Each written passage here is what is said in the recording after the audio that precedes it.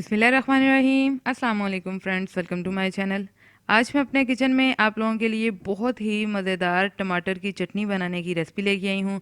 ये इतनी मज़ेदार तैयार होती है कि इसको आप चावलों के साथ या रोटी के साथ सर्व कर सकते हैं और इस चटनी के साथ आपको किसी भी सालन की ज़रूरत नहीं पड़ेगी। तो चलिए रेसिपी स्टार्ट करने से पहले अगर आप मेरे चैनल पर नए हैं और अभी तक आपने चैनल को सब्सक्राइब नहीं किया तो जल्दी से चैनल को सब्सक्राइब कर लें, बेल आइकन का बटन लाजमी हिट कीजिएगा। चलते हैं वीडियो की तरफ।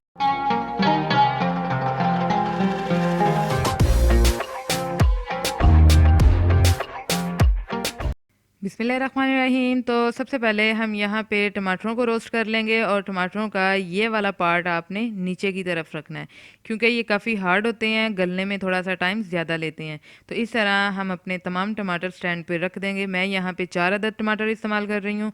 आप अपनी मर्ज़ी से कम या ज़्यादा कर सकते हैं जितनी आपको चटनी बनानी है। और एक गुठी मैं इसमें लहसुन की इस्तेमाल कर रही हूँ।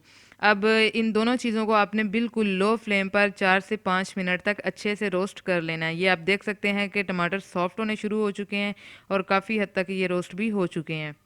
तो अब इनको हम क्या करेंगे कि इस तरह प्लेट में निकाल लेंगे। फ्लेम आपने अपना ऑफ़ कर देना है और टमाटरों को एहतियात के साथ आपने इस तरह प्लेट में निकाल लेना है। फिर हम अपनी बाकी की सब्जियां थोड़ी सी कट कर लेंगे। मैं यहाँ पे थोड़ा सा फ्रेश सब्ज़ धनिया इस्तेमाल कर रही हूँ जिसको मैंने धो के अच्छे से साफ़ कर लिया था और इस तरह आपने बिल्कुल बारीक इसको चॉप कर लेना है।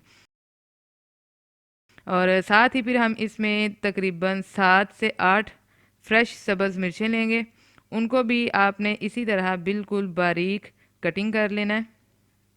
फिर हम यहाँ पे एक टुकड़ा अदरक का लेंगे। मैं यहाँ पे 1 इंच टुकड़ा अदरक का इस्तेमाल कर रही हूँ जो बिल्कुल फ्रेश है। इसे भी आपने छील के बिल्कुल बारीक कट कर लेना है। जितनी सब्जियां आपकी फ़्रेश होंगी चटनी उतनी ही ज़बरदस्त आपकी तैयार होगी। अब हम यहाँ पे 1 अदद मीडियम साइज़ का प्याज लेंगे और प्याज को भी आपने इसी तरह बिल्कुल बारीक कट कर लेना है।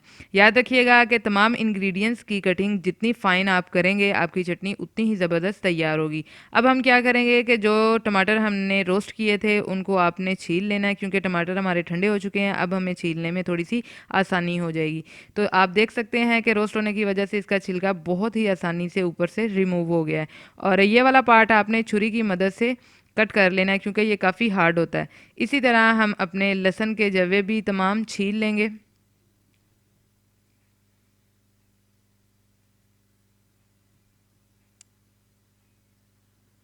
तो चीज़ें हमारी तमाम मुकम्मल हो चुकी हैं। अब हम सबसे पहले यहाँ पर अदरक को हल्का सा कूट लेंगे और अदरक को थोड़ा सा बारीक करने के बाद हम इसमें सब्ज़ मिर्चें शामिल करेंगे।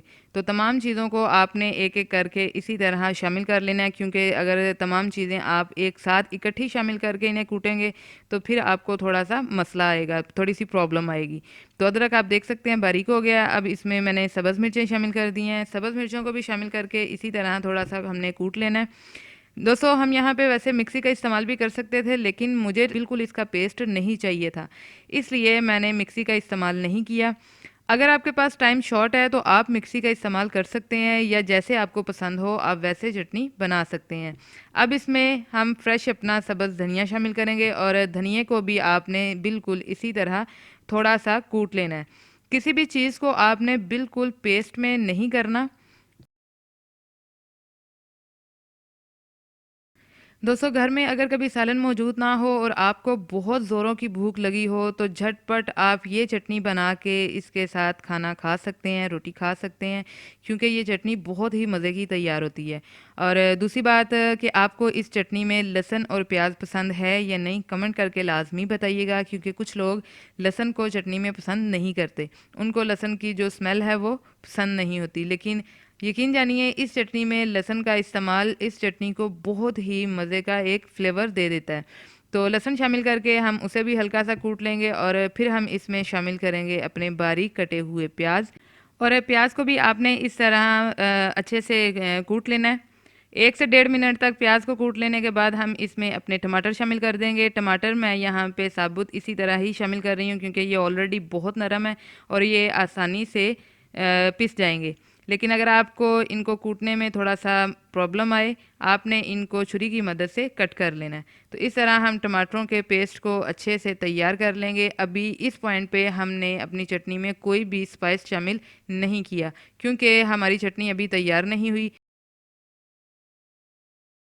अब इसमें हम शामिल करेंगे हाफ़ टी स्पून लाल मिर्च और तकरीबन हाफ़ टी स्पून ही इसमें नमक जाएगा। नमक आपने अपनी जितना आपको पसंद हो उतना आप शामिल कर सकते हैं। ये जितनी आपने चटनी बनाई है उस हिसाब से आप इसमें स्पाइस शामिल कर सकते हैं।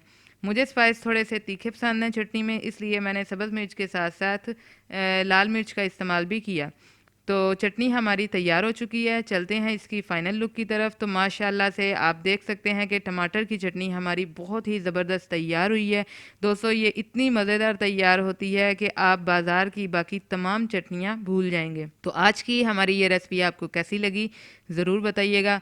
रेसिपी पसंद आई हो तो लाइक कीजिए, शेयर कीजिए, कमेंट बॉक्स में अपनी राय का इजहार लाजमी किया करें, क्योंकि यही आपका प्यार होता है, आपकी दुआएं होती हैं। तो मिलते हैं इंशाल्लाह अपनी नेक्स्ट रेसिपी नेक्स्ट वीडियो के साथ। तब तक अपना बहुत सा ख्याल रखिएगा, दुआओं में याद रखिएगा। अल्लाह हाफिज़।